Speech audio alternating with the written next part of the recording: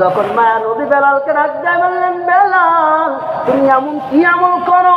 ও বেলাল। বেলাল তখন ডাক দিয়ে বলে, ও গো আমার পয়গম্বর, আজকের আপনার একটা আমল আমি জীবন ভর আমল করেছি।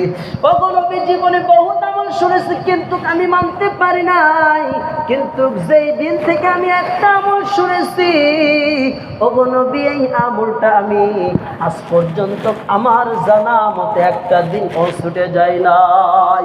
হযরতে বেলালকে ডাক দেয়া বলে, রে বেলাল বলো সেই আমলটা কি? বেলাল ডাক দেয়া বলে, নবী গো,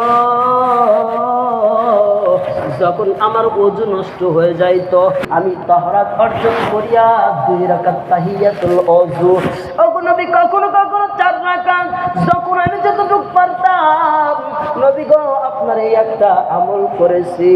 মায়ার নবী ডাকতে বলে, বেলাল রে, আজকের তোর কাছে এই আমলটা ছোট মনে হইল। ও বেলাল, তোর এই আমলটা আজকের কোথায় নিয়ে গেছে তুমি জানো?